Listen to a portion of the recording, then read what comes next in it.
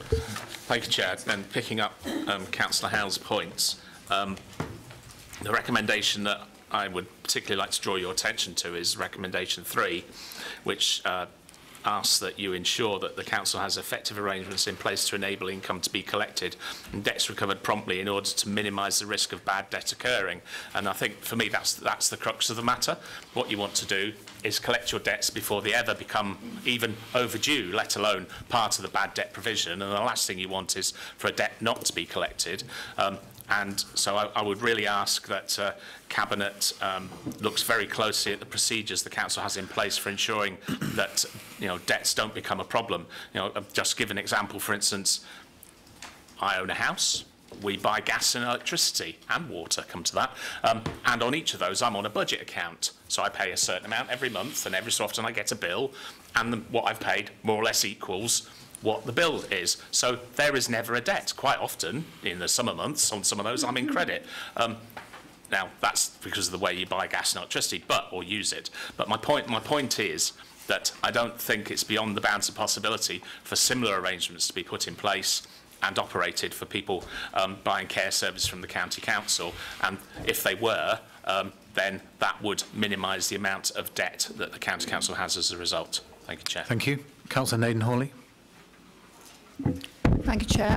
I welcome Councillor Scrimshaw's opinion of the scrutiny, and I can assure him that we are being very vigilant going forward with the debt situation, but we'll keep you informed. Councillor Stamber, I completely agree, and I think those are the things that are being put in place now.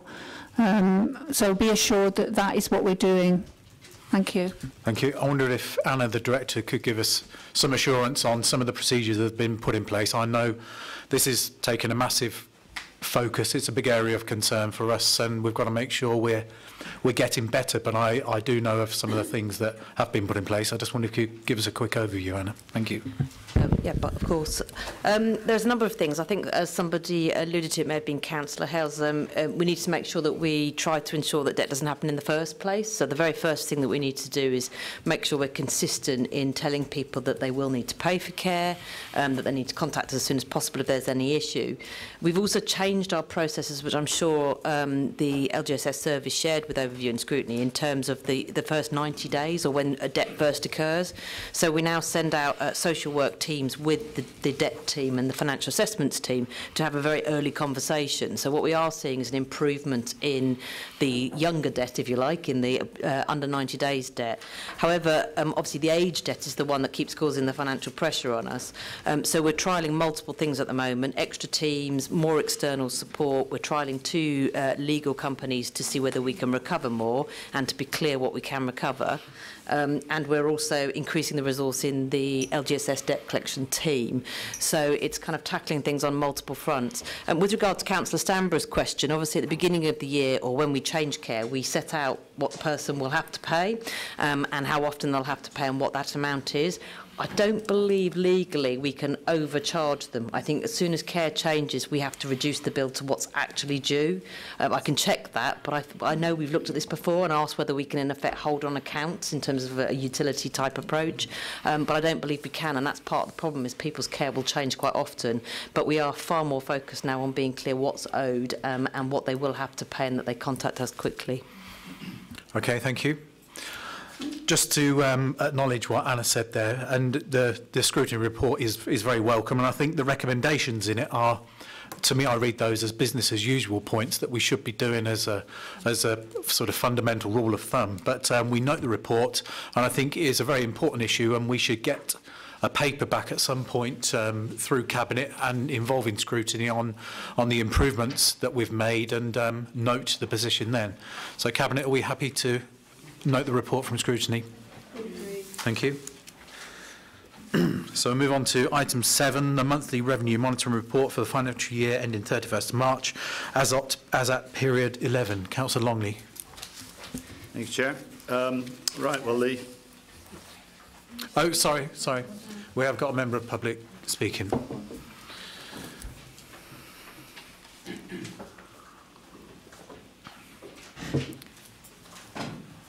Thank you. You've got 3 minutes, as you know. Thank you. Just over a year ago, a group of people involved with children's services warned of the deteriorating situation and fears about the impact of the cuts on children. Let me set out some of the appalling cases that have come to my attention since then, and I'm sure that this is just the tip of the iceberg of what's going on out there. Child A, repeated warning given by members of an extended family of the risks posed by a man who is father to 3 children, all known to yourselves.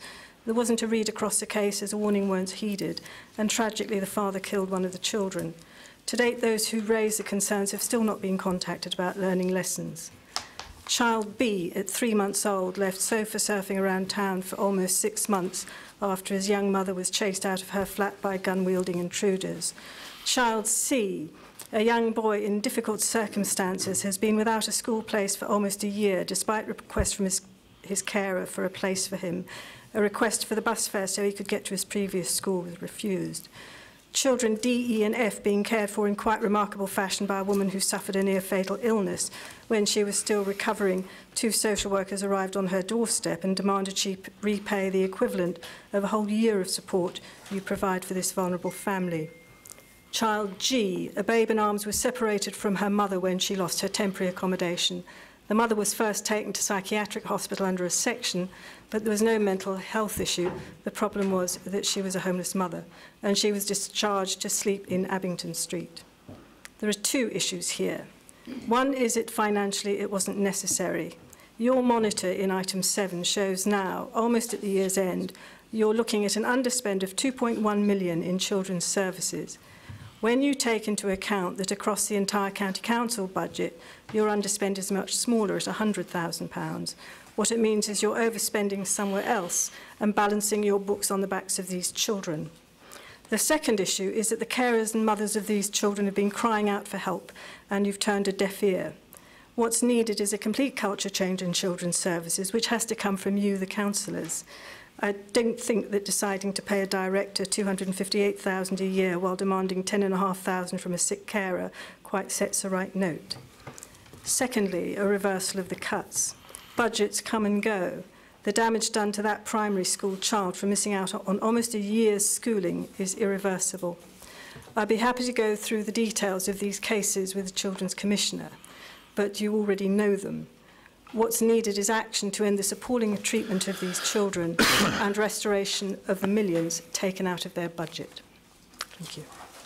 Can I just ask, Ms Keeble, if you could leave the details of what you've talked about there with us so we can make sure we're getting these things checked out? I've already had considerable correspondence with you about them, all the cases apart from one. And as I've said, I'm very happy to go through them in detail with the Children's Commissioner, but you have already had all the details of all of them except for one.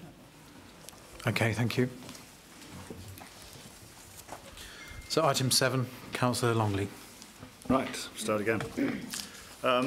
Right, well, I'm just going to point out a few of the points, highlights, as it were.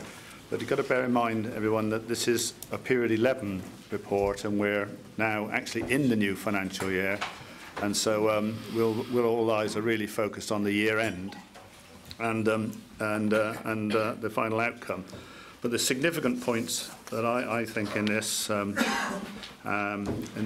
report, in particular, is, and I'm sure you're all well aware of this anyway, is the 114 notice is now lifted. Now, in itself, not a lot's going to change because the disciplines that were installed as part of that 114 notice by and large worked very well, and because of that there's every intention of maintaining those disciplines.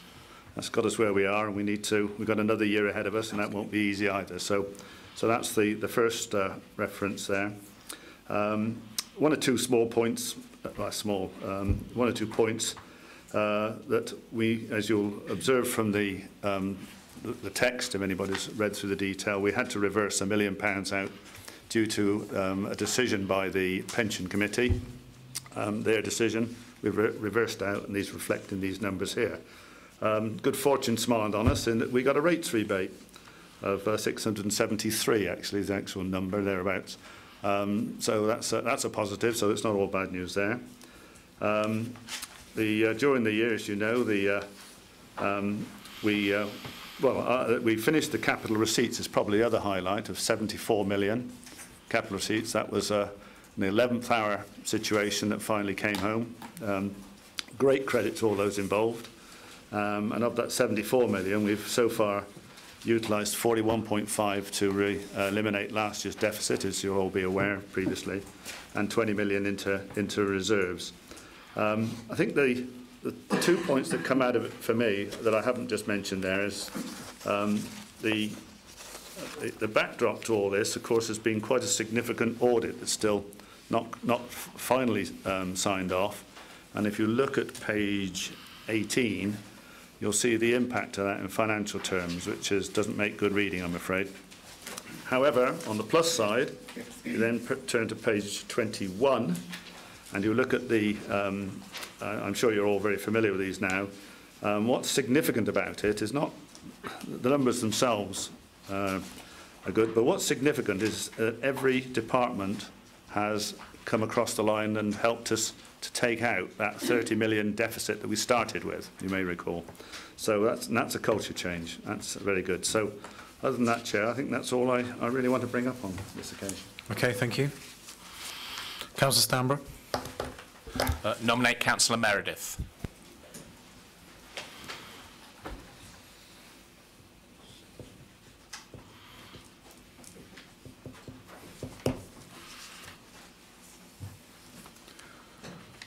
Councillor Meredith. Thank you. Thank you, Chair. Paragraph 6.42, page 31. I note an additional pressure of £1 million this month relating to the refusal of the Pension Committee to agree to the proposal one-off reduction in the County Council's pension fund contributions. I'd just like to add to that. I've already declared an interest that I am a County Council pension fund holder, and I served on the Pension Committee for 2 years, and I found it very informative, very useful, and I sat there watching the chair, Councillor Lawman, chairing that meeting. Now, in my opinion, he had an expertise which was over brilliant, actually, because what he'd done, he knows pensions like the back of your own hand. And when he took decisions and the training that he went through, and I felt then, when I was on that committee, that the pension committee was in safe hands. I was quite dismayed when I heard in the media that Councillor Lawman had been sacked as the pension fund chairman. And I think that decision is very, very bad.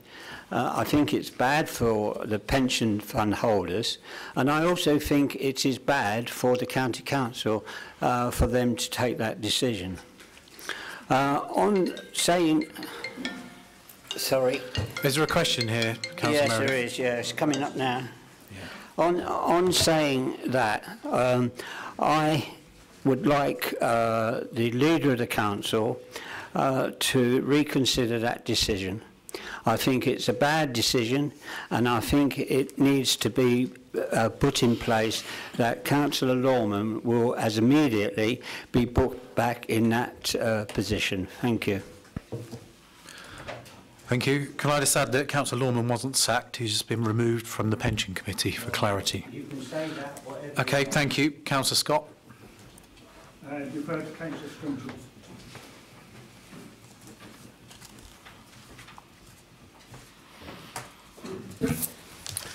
Thank you, Chair. I'm sure there are many around this table who a few months ago wouldn't have expected the reported 100,000 plus underspend being reported in the report today. And I'll leave it to others to discuss the cost of that and how it may be affecting services. I'll simply raise a note of caution on the actual financial position. As we move closer and closer to the new unitary councils having to deal with the sort of sustainability of the county's long-term finances, it's worth noting that the long-term position is still very fragile. The Finance Commissioner highlighted the exact point in a recent interview, saying the finances remain very fragile and we are still finding legacy issues and concerns, and went on to further question the levels of reserves, which are still very worrying, as we need to make a further £40 million savings this year, and we're once again relying on one-off unsustainable use of capital receipts to create a £20 million non-earmarked reserve for this year, and he admitted about this year that it is going to be a challenge. He also went on to make the important point that the efficiency savings that commissioners have managed to find were the sort of things which many well-run authorities probably did many years ago, which obviously raises all sorts of questions again about this council's past performance. And he went on to say that the commissioners have avoided redundancies and slashing and burning of services despite pressure from people who saw that as the obvious answer. And that in itself raises further questions, I think, about whether the culture of this council has yet truly changed. It's good to see that the commissioners are managing to hold back some of the more damaging instinctive responses from the council, which we all know in the past have led this council to take dangerous paths. And as Max Caller said in his original report, the government inspector, the county council has failed to comply with its duty to secure best value in the delivery of services over a prolonged period.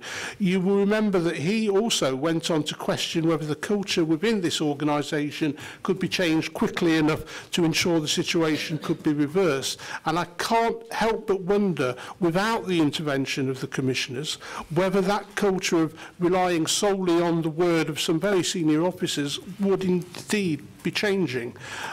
Despite the relatively good financial news in this report, it's clear that without recent government intervention regarding the special dispensation over capital receipts, and in particular the intervention of the commissioners, this council would still be in a dark place.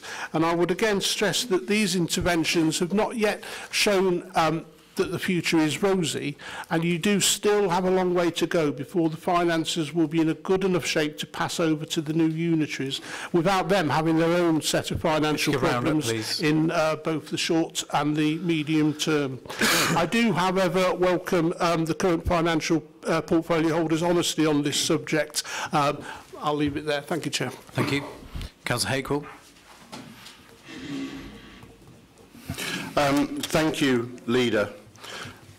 I was devastated by the sacking of Councillor Lorman. I've worked with him as Vice Chair of that committee for 5 years, and the trustees and the pensioners of this county have a much less chance of good governance than it was before that happened. You don't say sacked. My view is, please put him back on that committee before tomorrow's very essential in private meeting. It was the wrong decision in my view. Calla said scrutiny is not welcome at this council. This council scrutinised the paper that came to that committee on pensions from the actuaries. It was good scrutiny and it was detailed. It was an hour long, and the decision was not to move forward. Calla also said do the boring things well. In these papers we took out £1 million, assuming that the trustees, which are not all councillors, were going to give sanction to that 1 million. That went out in the February committee. I can't, question number one, find where that 1 million actually appears in here other than being talked about in 6.42. The other question, 2 million was asked for, 1 million allocated. Did 1 million or 2 million was required by this? Question number 3, can a single sheet of A4 be made available showing £64 million and the sources of income that have taken the £64 million much talked about down to 100,000? That is very much a question that allows us to try and explain, instead of 41 pages in this agenda, to the community what actually happened there. I'd like Question number 3, someone to meet with me and talk to me about asylum seeking, because I've asked questions at council and in other places to understand how the asylum seeking budget is made up. That will be after of this quite clearly. I also understand that staff are being pulled in to this office rather than home working, or there's been some edict, I might be wrong. Could I understand what the costs of extra travel and extra capital and revenue for staff coming into the offices rather than working from home? On page 40, question 11.1, what provision is next year in for age debt on the assumption that not all age debt is collected? Question, section 114 was due to lapse at the end of March anyway. Am I right in saying that? Therefore, the retraction of that was not exactly correct. Last question, what funding is allocated to Brexit within these particular papers? Thank you. Thank you. Okay, I'm just going to invite Councillor Michael Clark to come and address Cabinet, as Michael was the Cabinet member at the beginning of this term and played a big part in the momentum that we started. Thank you, Michael.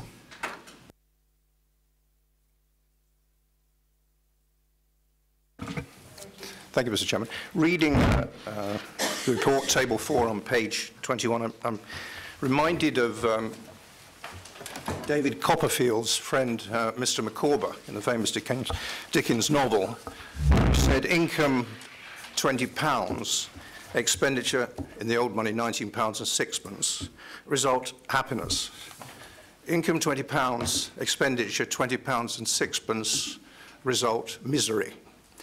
I think it'd be fair to say, Mr. Chairman, we've had our fair share of misery in this council. I'd like to think, based on the work that's been done since April last year under the new cabinet and following the arrival of commissioners and the new chief executive, we have turned the corner on this one. I think all that misery, which I referred to, could be summed up in the third line from the bottom in terms of the unfunded deficit brought forward from 17 to 18, when, as you'll recall, Mr. Chairman, we were assured at the time that there would be a balanced budget. That is behind us. There is now, I think, a far more positive view of the future. The work that's been done on the 1920 budget is much more substantial, robust than has been the case in the past, and has been rigorously scrutinised. What I think should be noted with approval is of change which hasn't taken place for 7 years in this authority, and that is on the two principal spending areas, that's to say our children's expenditure and children's services, the vitally important statutory services we deliver, and adult social care. We have now changed almost the habits of a lifetime, and everybody concerned has learnt one fundamental lesson, which is we have to cut our coat according to our cloth. We have to live within our means. We have lived within our means in these two high-spending departments, and I think that is a credit to all concerned. It's a credit to our staff who worked extremely hard. It's a credit to the new leadership which we have been given politically, and it's a credit to the calibre of the new officers, who, some of whom are around this table, all of whom have contributed to a new direction of travel. I think it'd be fair to say, Mr. Chairman, we're not out of the wood yet, as Councillor Scrimshaw referred to. There are those amongst us who are keen to spend, especially with the green light of the raising of the S114, which is very positive.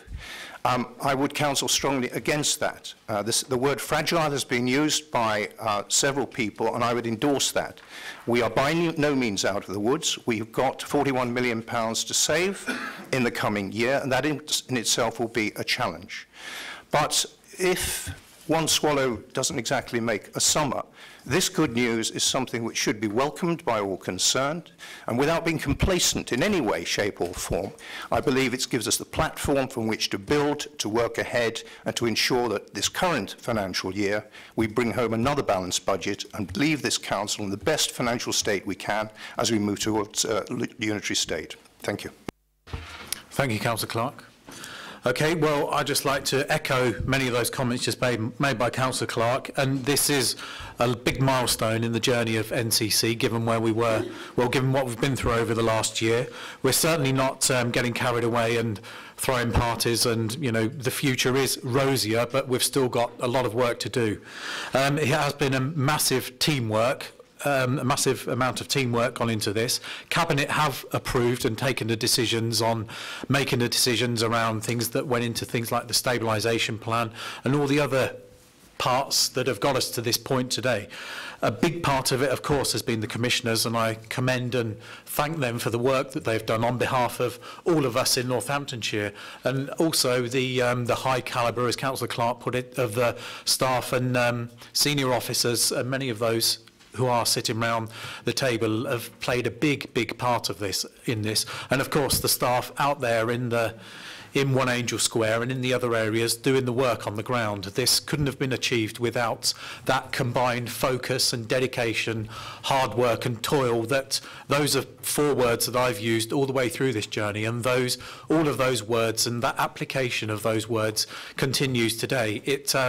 We've still got some challenges ahead of us. We're very well aware of those. We know we've got to carry on working on the services in children's services and adult social care to make sure we're carrying on building the momentum of the progress that we've made, certainly in adults, and we're well aware of the challenges in children's services, but we are working as hard as we possibly can to deliver Northamptonshire County Council come the end of its life, if it does come to end of life, because we're still waiting for the decision from the Secretary of State, in the best financial place possible. And that's been certainly my commitment as leader to my colleagues, our partners in the districts and boroughs, and to health partners, and to member colleagues, that we're going to do everything we can to leave the finances of this authority and the services in the best possible place we can. But I can't underemphasise the amount of work and hard work this has taken from the commissioners, from the senior officers, from the staff, and of course us as members. So we have got to continue to aspire to do the boring well, and that's got to be fundamental to how we look and prepare this organisation for unitary. But I'm pleased that we've come to a point where we're actually demonstrating that we can actually balance the budget within the means that Northamptonshire has got to do it, and that is a huge step forward. So, Councillor Longley, I don't know if you wanted to add anything. Yeah, I'll just cover a couple of the points that were brought up by the councillors. Councillor Meredith, I can't really comment on your request. It's not in my gift in any event. Move on to Councillor Scrimshaw.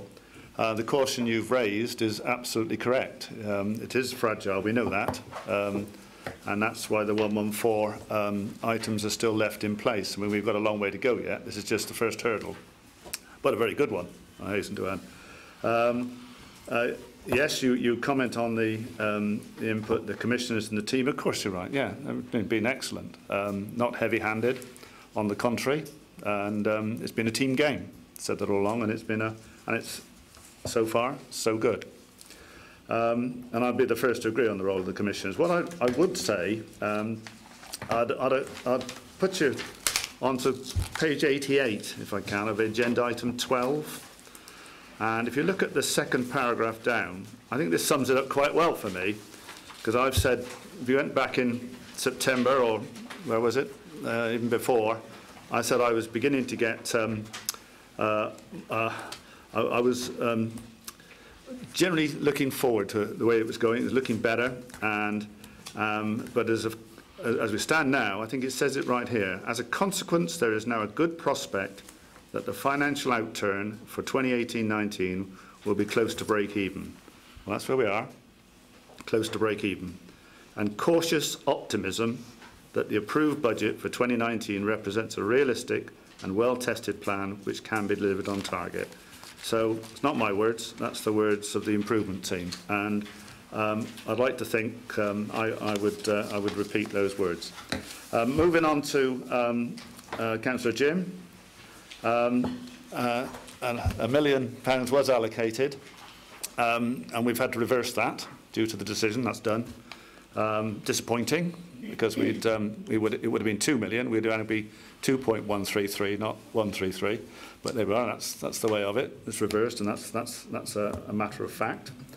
You talked about a page A4. We've tried very hard here to actually demonstrate the story. You know, that's a pretty full version of what's been going on, and I'm sure Chris and Mick will appreciate that because they get the chance to scrutinise it in more detail. But we're doing the best shot we can on that. Age debt provision, yeah, I think that's already come up. There's no doubt about that. That's going to be a factor in the next coming year. And I think that you did mention that the 114 would terminate the end of the year, financial year anyway. That's to miss the point. The point here is that it was terminated 1 month earlier, and that's in fact it doesn't make a lot of difference. But the reality is it's a great vote of confidence. That's the point of that. That's about the size of it. And moving on to Mike. Thank you, Mike, for your advice. Chair, that's been a lot. Okay. Cabinet, are there any other comments? Okay, are we happy to accept the recommendations? Agreed. Thank you. So we move on to item 8, the monthly capital report, forecast outturn, period 11. Councillor Longley. A couple of points on this. The first I've already alluded to, that's the £74 million worth of capital receipts that come in this year. That's very welcome. Probably the most significant thing I think on this is that first recommendation of the capital expenditure, 91 million. Anybody that's followed this over the year will know that it's been around about 100, and that's now down to 91, and we've hoped it might be even a little lower at the year end. We'll see. So those are the 2 points noting. The rest of the item 2, really, the Care First replacement's probably the biggest item because the others are block grants, and I would suggest that that's up in later on the agenda in detail. So I don't propose to talk about that at this point. Really, it's steady as she goes on that one, Chair. So, thank you. Councillor Scott. Defer to Councillor Stone.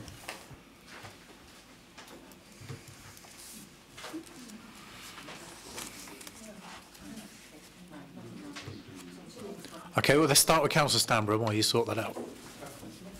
Thank you, Chair. So, looking at the new items this month, the first one is Northampton Secondary School capacity.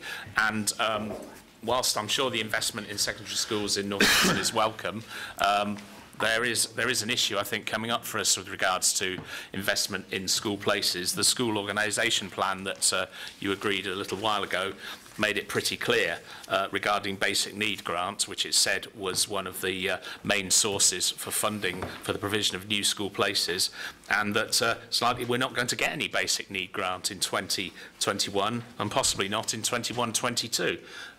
That is probably then going to leave us dependent on free school provision for school places. We're told that the new school places in Northampton are just going to do the bare minimum and a temporary arrangement. So will we be in a position to actually provide the school places that are needed given the lack of the basic need grant, please? Okay, Councillor Scott, is there anything you wanted to add? Councillor Morris, did you just indicate then? No, okay. Councillor Longley, is there anything you want to come back on? It's usually on these sort of questions I turn to Councillor Morris or Councillor Fiona over there to say about schools places. I'm talking funding here, not places. Okay, well, maybe that's a question we can answer in the schools paper, which is coming up in a moment. So we'll hold that. If that's okay. Okay, Cabinet, are we happy to agree the recommendations in the report? Thank you. So item 9 is the provision of additional capacity at Northampton secondary schools. Councillor Baker. Thank you, Chairman. The demand for school places in Year 7 for 2019-2020 has risen way beyond our estimates, despite the 420 additional Year 7 places that were added to the capacity already available in Northampton. The increase in the number of applications has left a deficit of 171.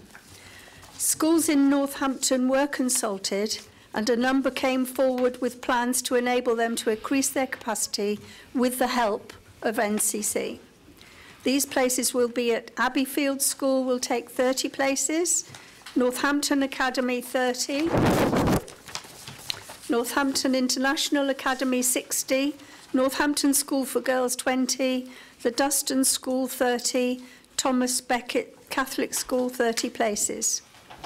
Each of the schools that have agreed to provide additional temporary capacity have academy status and have individual requirements for agreeing to expand. 3 of these academies will require capital works and improvements to the school sites to ensure they have sufficient space to accommodate the additional students that will be attending the school in future.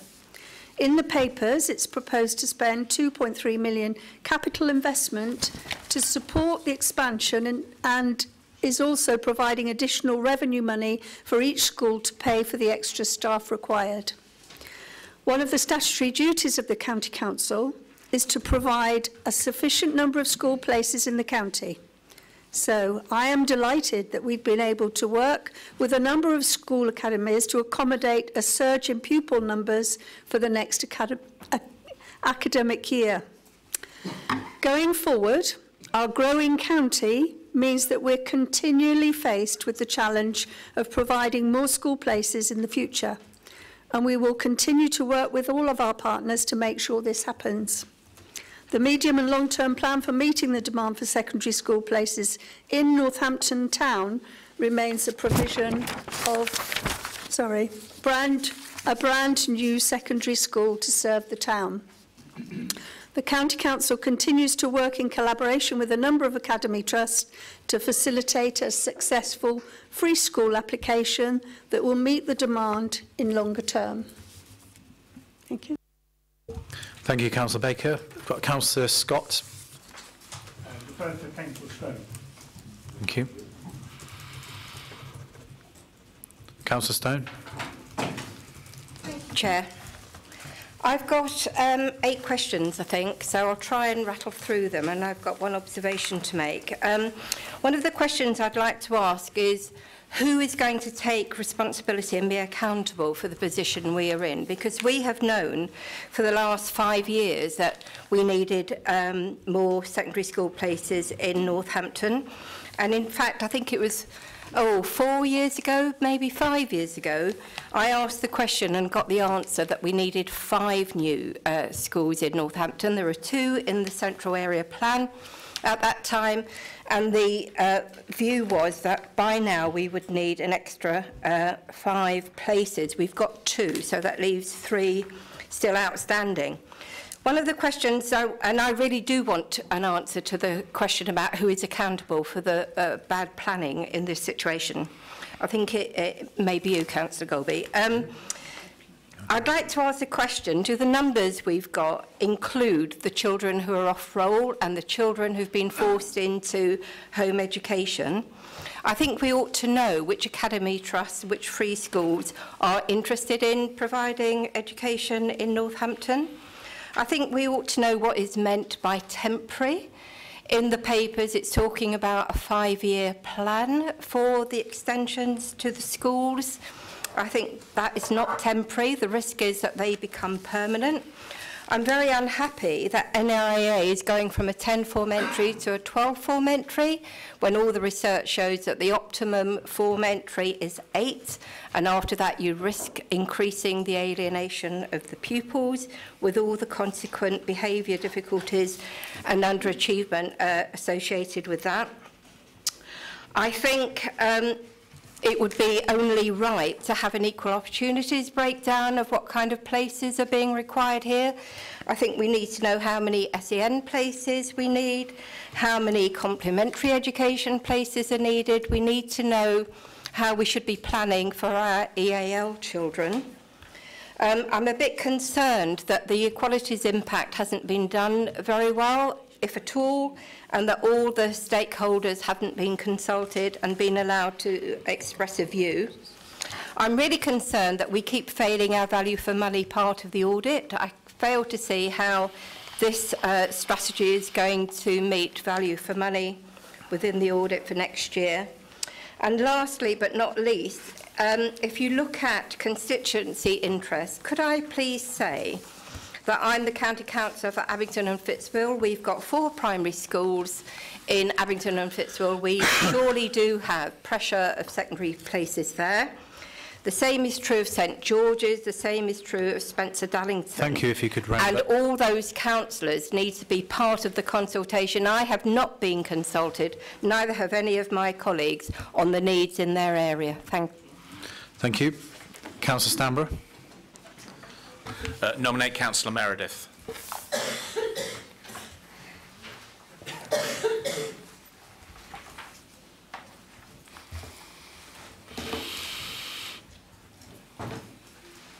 I have Councillor a question, and I'd like to make an observation.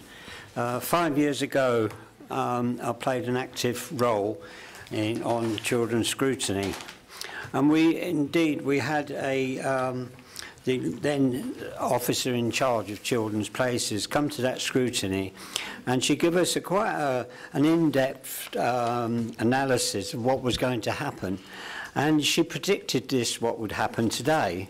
And none of these situations, in my opinion, have been taken care of. And I just, Councillor Stone said that somebody ought to take the responsibility of being in charge. Well, I'm going to tell you who was in charge then, and it was Councillor Golby. Councillor Golby was then the portfolio holder for children's services, and he knew about this situation, what was going to happen. And I'd just like to refer you to page 70, and I'm quite horrified when I read the top paragraph. Approximately the risk rating is regarded as red. Colour red, approximately 200 children and young people unable to access education and left without a school place. Huge safeguarding risk. Well, that tells me that this can't be right. And why wasn't that scrutiny committee listened to? And we was led to believe that everything was in place to make implementations for these children. We did ask questions why why we needed so many school places, and we was told because the high volume of children from Eastern European have come to this situation. Indeed, some of the schools were then put in place. Some of the new schools, but I don't think enough has been done. And you talk in the report about car parking space, catering. I mean, what is really needed is more teachers, and that is just not happening. There is a reduction, as far as I've been told, into teaching services. Indeed, and I will wind up. And indeed, I've just had an email from a school asking me if I can supply funds out of my councillors' empowerment money from the Borough Council to help send the children to have extra facilities for learning. I mean, it's appalling. Why has this come about? And why wasn't it acted on quicker when that response was given? Thank you, Councillor Meredith. Councillor Hakewell. Thank you, Leader. Northampton accounts for approximately 1/3 of the county's population, and I welcome Councillor Baker's comment about the county as well. As a specific, Montsai in Rothwell, I met with the head teacher, Montsai, awarded good, going for outstanding, I'll always plug that, who was equally concerned about the lack of secondary school places and the funding to be able to meet that in the rest of the county. I accept that lobbying government isn't popular anymore, but we shouldn't completely forget that the growth agenda and the financial difficulty we got ourselves into was the previous Labour government and the subsequent Conservative government's relentless demands for additional housing growth and relentless demands for taking away our revenue support grant. And that caused us some of the difficulty. And this report shows that that continually goes on. So we're doing government's bidding, and I think government should. Despite the unpopularity of seeming not to be behaving well for government, we should be lobbying for that. And it's also obvious to say that all the 7-year-olds who are wanting to go and get a secondary school place now were born during your tenure of that particular portfolio. They're on this earth now. They're going 1, 2, 3, 4, 5, 6. They are there, doing the boring things well. Surely the most boring thing in the world is to understand how many children are going to come to secondary school age and need year 7 places. I can't think of anything more simple. Harsh winters, all sorts of other things can cause budgets to change. So, Leader, you were there, you were part of it, and it really seems very sad that we're in a situation where the most important people in this county, those young people who are going to look after us, look after our pensions, are not being provided for, and the educationalists, as Councillor Meredith has said, are not being given the resources to be able to run their schools and do the job properly. I always remember under the library's presentation, a young lady sat here of age 14, and her last comment was, without us, you're dead. Let's get our education right. Thank you. Okay, I was referenced there a couple of times, and I was the former Cabinet Member for Education when I first came onto the council here. And I have to say that our team in school place planning and how that fits with a strategic place planning do an incredible job. And I think we have to recognise the actual number of places that this council has added as the local education authority over the last 5 and 10 years. I used to know the numbers off the top of my head, but they are a numerous amount of thousands, and that's to the credit of that school place planning team. I also know the things like number of in-year admissions, of movements, of pupils moving around the county and people coming in, that we're talking about 7,000 or 8,000 places required a year. So it is incredible, and I think we have to put this 171 places in that sort of context, that it is a drop in the ocean, but equally those children obviously require a school place, and we want them to have the best education that they possibly can. But rather than knock our team, I think we need to recognise the issue we've got in Northamptonshire and how we sit nationally. We know that some education authorities are in a real sticky position in terms of allocating places. So whilst, yes, I accept that responsibility of taking that portfolio a while back, but I think we've got to recognise the challenge, how we've met the challenge, and how we've met the challenge with offering quality accommodation to provide high quality teaching environments. Thank you. Councillor Baker. Thank you. Thank you to Councillors Meredith, Councillor Stone and Councillor Hakewell. Councillor Stone, we will reply to as many of your questions as possible by email because there's quite a long list. But just to add, the decision to provide additional temporary capacity was the addition of each individual academy and not the County Council. The Cabinet report today is only seeking approval for the capital expenditure that was a condition of the 3 schools agreeing to expand, so that we can fulfil our statutory obligations. So I would like, sorry, I'll go back to you for the next bit, don't I? Sorry. Just so Cabinet like us to agree approve the report. Okay, thank you. Cabinet, are you happy to agree the recommendations? Thank you. So we'll move on to item 10, which is the document storage and retrieval contracts, and that's under my name.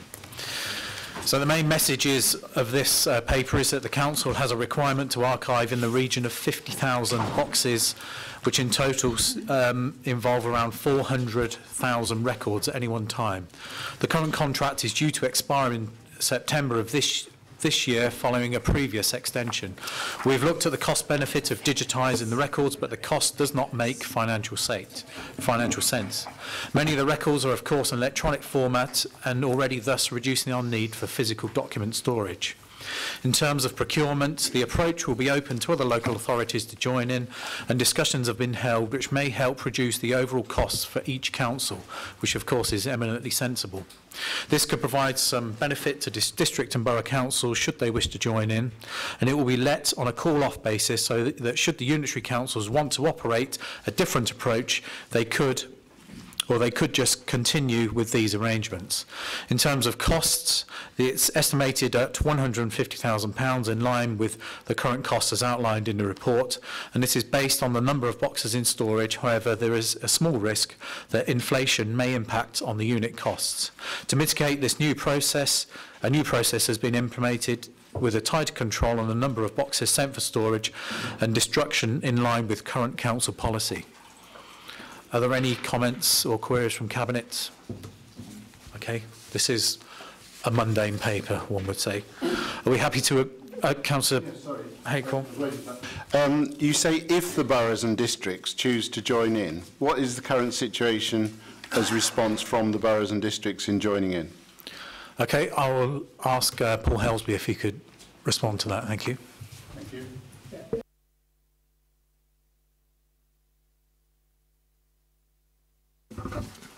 Sorry about that. Yeah, discussions have taken place already. There is some appetite, and those discussions are ongoing throughout the procurement process. So nobody's said no, nobody's said yes yet, but the opportunity is there, and that could lower the unit costs for each authority that wants to come into that process. So that's why we're keen, and there should be interest from the others because of that basis. It depends where they're up to in terms of their existing contracts, but the offer is there, and discussions have taken place.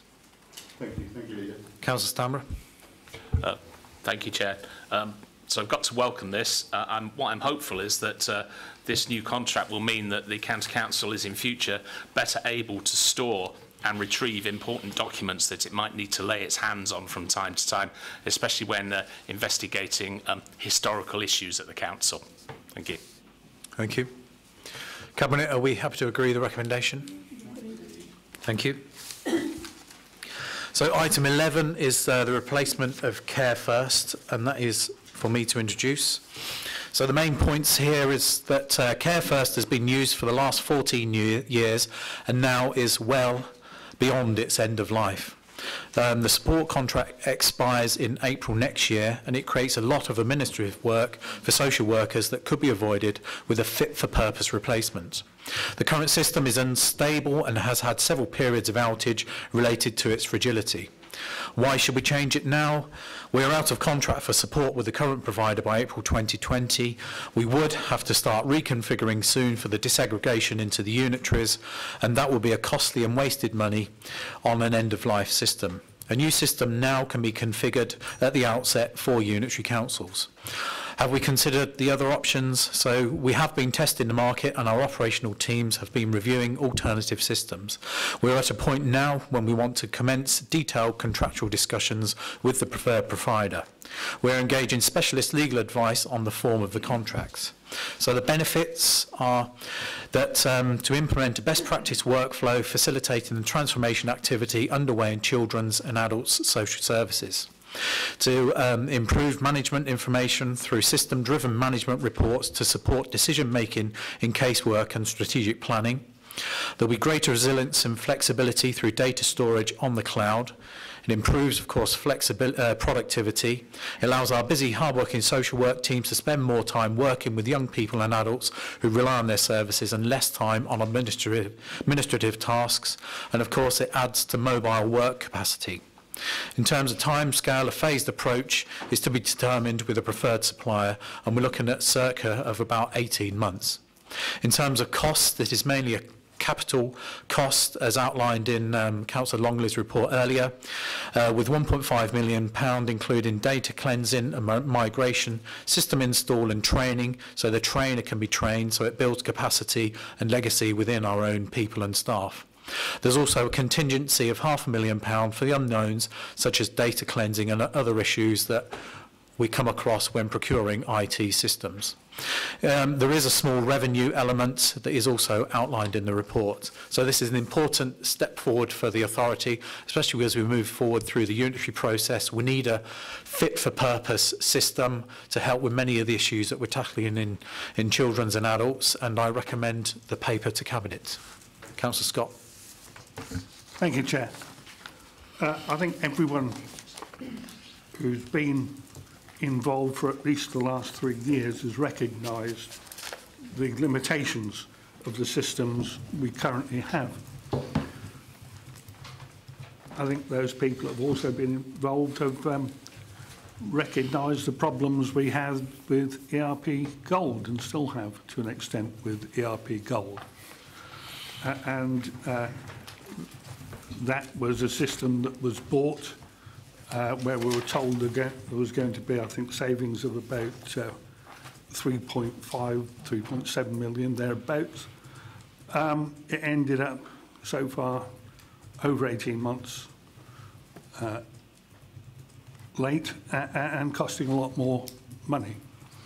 And that's the area of my concern, Chair, because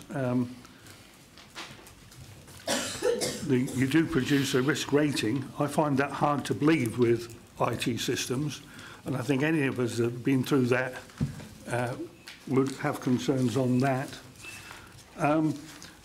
The other area is what had to be done in terms of ERP Gold was to bring in a specialist to show us how to transfer the data properly, and so that we could rely on that.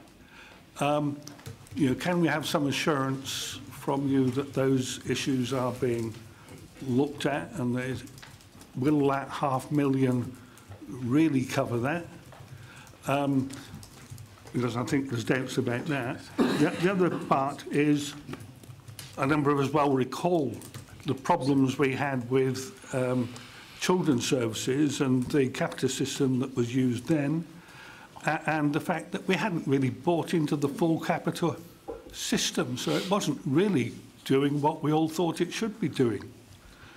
And that really is down to, have we got the proper requirements down that's going to cover us not just for now, but for the next 10, 15 years, because if these systems are going to go on for 15 years, we need to have that inbuilt security in one form or another. So perhaps you could answer some of those questions, Chair. Thank you. Councillor Stamborough. Thank you very much, Chair. I think the best thing that can be said about this report is that it's very honest. It talks about Care First, that we've, as you said, Chair, had in place for the past 14 years, but it's, I think, quite critical, really, of Care First. We've got phrases like, it does not assist managers in the administration of workflow and oversight. It does not support mobile working. The system is not easy for practitioners to use. Assessment recording can take significant time. Staff are, as a result, reluctant to record information.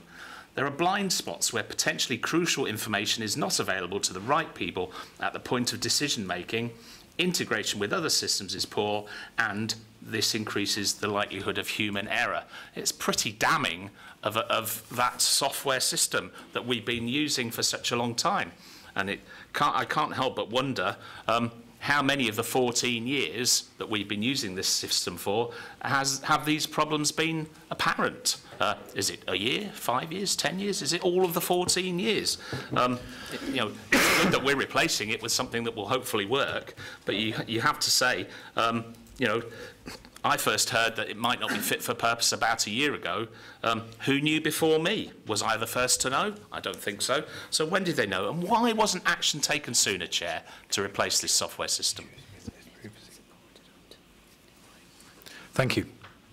Councillor Naden-Hawley. Thank you, Chair.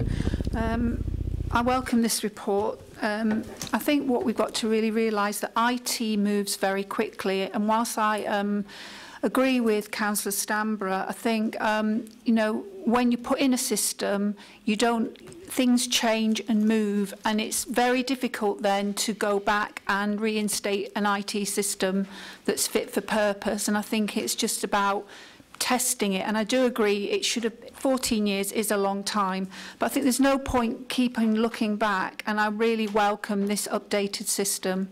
Thank you, Chair. Thank you. Paul, I wonder if you could offer any reassurance around some of those concerns raised earlier. Yep. I'll make a start, but Sally and Anna, please feel free to join as well. So just in terms of data transfer, it is an area of risk until you actually start doing the data transfer itself to see what the issues are. But what we're in negotiation with and what the costs include are 3 runs at the data transfer and an approach to how we carry out that data transfer, which is a very robust approach. And it is also around the scope of the data transfer, so we're very clear about the scope, what we are going to transfer and what we're not going to transfer, and how we're going to deal with the management of the transfer of that scope.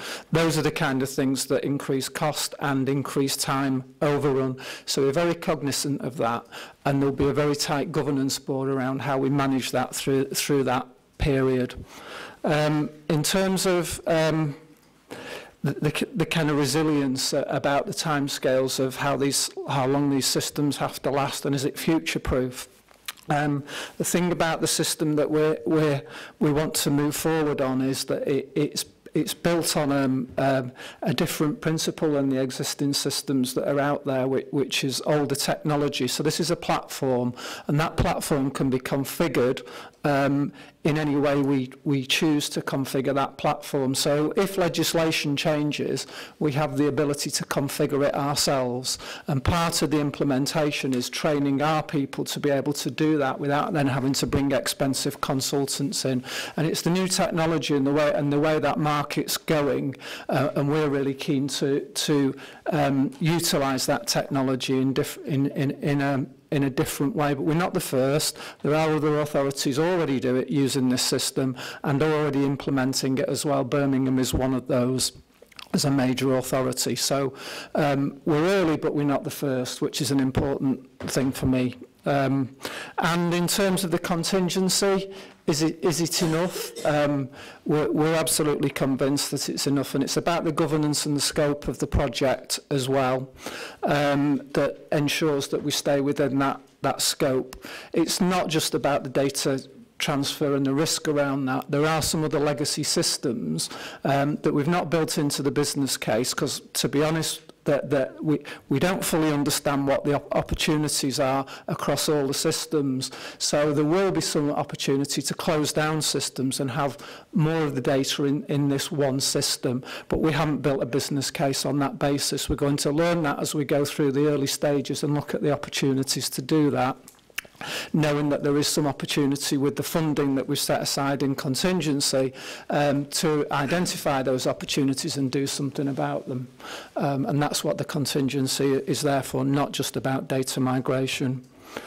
I can't really answer as to why we haven't done it sooner.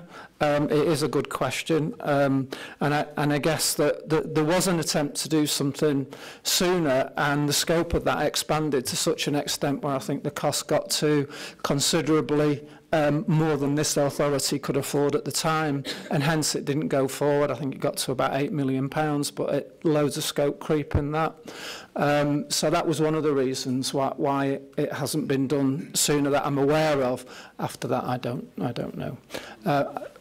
Hopefully that answers the questions, but I'd welcome colleagues to. Anna, did you want to comment? Just a couple of things. Just to say, you've got to remember how much change has gone on since we've had this system. It was the biggest single change in adult social care for decades and decades when the Care Act came in 2014, and the implementation was huge. Believe it or not, we're still getting funding for some of the changes and impacts that it had on us. So I think, obviously, we implemented that. I would think it's safe to say that we're quite slavish in some of the information we record because everybody wanted to be best practice to cover everything, cross every I, cross every T. Practice has changed. It's a lot more now about conversations, and it's a lot more about signs of safety, obviously, in children, and practice has moved on. So I think we need to do that. I think the other thing is we end up quite often a slave to national directives. So what's happened over time is how we report has ended up being cut in ways that's great for financial reports and great for NHS Digital, but doesn't work for us. So we've ended up having to put systems on top of systems to be able to report the information we need. And I think about the not seeing records is more just because we've got multiple systems. So we have a separate electronic records management system, and this will allow us to see everything in one place more simply and access information. So actually when the social workers go out, they can then see all these things, you know, at their fingertips. So it's not for want of wanting to change it. I think just history has dictated that it's got worse, you know, as we've gone along.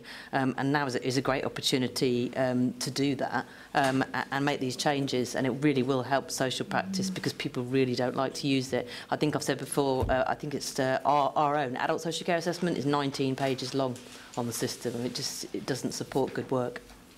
Thank you. Sally, would you like to? Thank you, yes. I too share similar views to Anna about supporting this. Children's services have the same sorts of difficulties about how things are recorded. They're in different places on the system. Historically, different practices have grown up over a very long period of time. We are mindful of the fact that we need to be increasing and improving the quality of social work within children's services.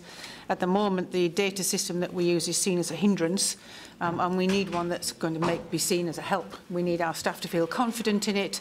They're very much looking forward to a change and an improvement in the system that we've got at the moment, so would totally support this paper. Thank you. So there lies a very good number of reasons as to why we need to be looking to change and move the system on. So, Cabinet, are we happy to agree with the recommendations? Agreed. Thank you. So that brings us on to item 12, which is the NCC Improvement Board's 6-month update. So I'd like to ask Steve Freer if he'd like to come up and just address the report briefly. For everyone's information, Steve is the independent chair of the Improvement Board. So, Steve, if you'd like to say a few comments. Thank you. Good. Failed the first test. Thank you very much. It's nice to have the opportunity to talk to you about the work we've been doing over the last 6 months, and it's also helpful and interesting for me to hear your conversation about your own feelings about the progress that that the authorities been making. The Improvement Board was established in September 2018, so we've been running just for 6 months. This is the first report. Our terms of reference and our membership are attached as appendices to my paper. Put very simply, I think the board is about trying to encourage and help the authority to make sure that it's doing the right things, make sure that it's developing the characteristics of a well-run council after obviously a very difficult period. There's a specific focus on trying to make sure that finances and services are put into the best possible position ahead of the expected local government review. Those are the formal terms of reference. I just mentioned that I think there's, over the period we've been working, I think there's a sort of secondary benefit that's emerged, which is to do with the fact that the board includes lots of the county's partners, health, police, voluntary sector, districts and boroughs, towns and parish councils. And so I think it's become a forum, really, in which the council can demonstrate its commitment to partnership working, and that's one aspect of the board's work that I think has been going very, very positively. If I just give the headlines of one or two of the areas that we've been looking at and give some of our views. I mentioned getting the finances into good order. That's obviously been a bit of a success story, really, and you've been discussing that this afternoon. I think it's important to recognise that to a significant extent that is to do with the capital dispensation that was approved by the government. But I think it's also important to acknowledge that lots of very good work's been done, I think, to re-establish strong controls in the authority, to get expenditure in particular under control, to put robust procedures in place. And as was referred to earlier, the outworking of that is, it looks as though last year might be very close to break even, and there's a sort of very good feeling, I think, about the budget that you put together and the processes you've been through to make sure that that really stands up. If there's a risk in relation to finance, I think it is about the authority, the risk that the authority might heave a huge sigh of relief and think, we've got this all back where we want it and it's all under control again. And I think it is important, and you've been reminding yourselves of this afternoon, but I think I should also remind you, it is still a very fragile position. I don't know of any other large authority in the country that's in as difficult a position as you are now, even after the improvements that have been achieved. And of course, local government review is hovering, and that's a huge challenge. Putting services or ensuring that services are in a good place ahead of local government review. We've really concentrated so far on the two big services that you've spoken about this afternoon, adults and children's. I think adults, we felt there was a very good awareness of how the department is performing. The director made a presentation to us, good understanding of the issues and of the risks faced by the service. So I think that to an extent inspired confidence really about adult services and their ability to go into local government review in good shape. Children's, I think, was a more difficult position. Obviously, the Ofsted report is, you're all very familiar with its content. It's not to say we couldn't see good work there. In fact, I think there is lots of very good work being done to try to address the issues in the Ofsted report, particularly around unallocated places. But I think the big challenge in children's services is about embedding good systems and procedures and making sure that it's a kind of stable organisation that's going forward into local government review.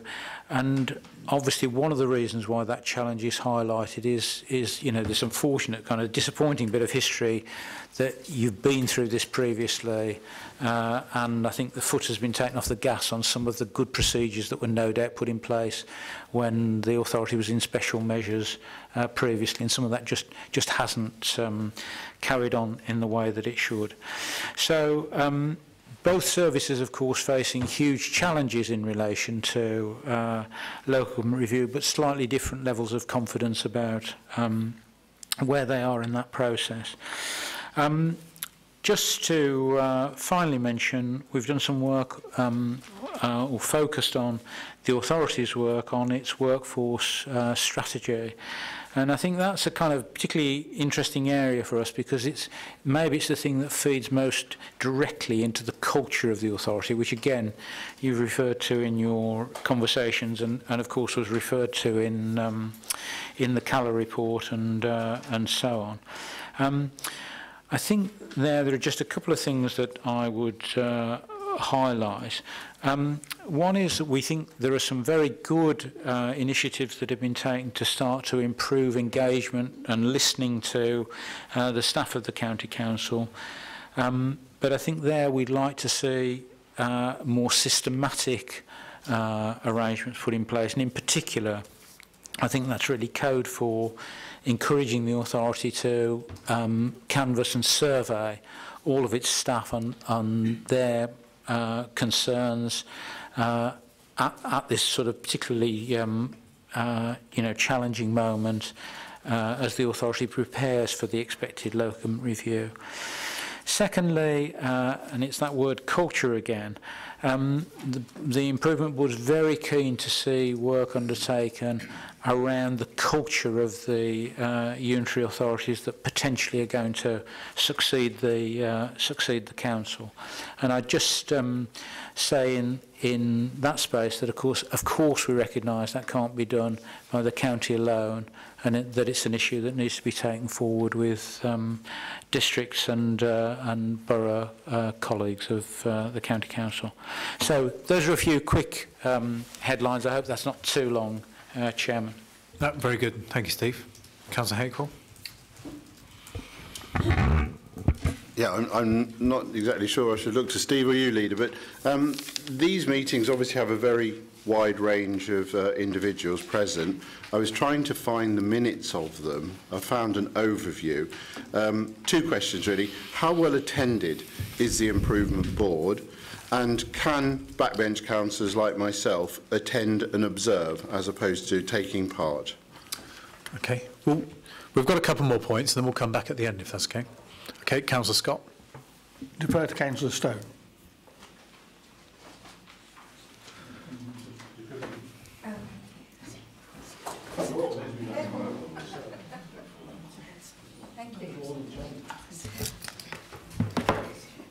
Thank you. I've raised before my concern about duplication of effort. And I have to say I remain a bit concerned. We've got a stabilisation plan, we've got a very large transformation team, we've got enormously highly paid officers, and now we've got an improvement board. And one of the things I've always said is that we should judge everything by outcomes. So if we look at the outcomes for children, for example, we know that poverty amongst children is going up, that absolute poverty is going up, that family breakdown is going up, numbers of children in care is going up, the rate of exclusion is going up, the vulnerability of our young people to county lines has gone up. So is this pertinent to the report? Achievement has gone down. I'm coming to the questions. I'm setting the context. We've got more schools requiring improvement, we've got a deficit in school places, and we've got a staffing capacity issue in children. So I really want to know, we've got an improvement board, so the question is, and so what? What is improving in terms of children's lives, for example, but that would go for anybody with any vulnerability. We're looking at a situation today all over social media where this authority is suffering another reputational damage hit, where we've got a complete imbalance in the resources going to So, Councillor Stone, is this to do with the paper and the reports? And an imbalance in terms of remuneration going to highly paid staff. So that's not mentioned in the report? There is a deficit in terms of how we're treating the staff on the front line. They're underpaid, they've had a wage freeze. Nothing for them is improving, and nothing for our children is improving. So the question, Leader, is what added value to us is the Improvement Board, and at what cost? We have never had a budget for what the Improvement Board is costing us.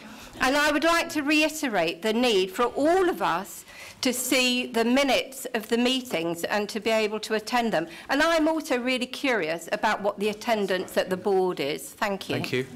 Well, I can say from the start that the LGA pick up the costs for this. They pay for the expenses, the administration of it, and the expenses of the independent chair. So it's at no cost to the council. It is, and I'm sure Steve will come back in a little while, very well attended. We've got membership from Councillor Scott's there, Councillor Stanborough's there, and we've got a good set of partners there. And if you want to know what the point of the board is, if you look at the terms of reference, which are at the back of here, it's very clear on what the terms of reference are. To work with the county council in the public interest, to help place its finances and its services in the best possible position ahead of the expected transition to a unitary local government structure in Northamptonshire. So from my point of view, we've had a number of meetings now, and there is a tangible mark of change at each of those meetings, which is acknowledged by the board, and I'm pretty sure that the meeting minutes are available. Well, if they're not, then we'll make sure they are. But Councillor Hakewell seemed to have found a copy. But no, through you, I found an overview. I couldn't find a technical minute. Well, we'll make sure that there's something that we can circulate to members after the next meeting. Thank you. I really would like to see right, thank you. Can you sit down, please? Restored between where we're putting our resources. Thank you. Right. Were there any other comments from Cabinet? Yeah, question about being able to attend and observe. Okay, Councillor Stanborough, Councillor Tambers next. Thank you very much, Chair. So I'd like to address a couple of the issues that are facing the Council and that are mentioned in the report before us. Firstly is children's services. As we know, a big challenge for us. I'm aware that an improvement plan has been developed, and I'm also aware that an update for that was recently presented to the Improvement Board for the Children's Service itself. I'm not aware that either of those documents are in the public domain. My request is, please, could they be? It would enable many people to understand much better what is going on, understand the challenges that exist, and maybe to understand the things this authority is doing to address those challenges and improve the service. The second question then is around local government reorganisation. Chair, huge challenge that's facing not just this council, but the whole of local government in Northamptonshire. You gave an excellent presentation, I thought, which was very informative at the last meeting of the Improvement Board, and I would encourage you to share that presentation with all county councillors so that we can all be a lot better informed than we are now about what's happening. Because if you're like me, you're one of the poor individual who aren't dual hatters, only reliant on the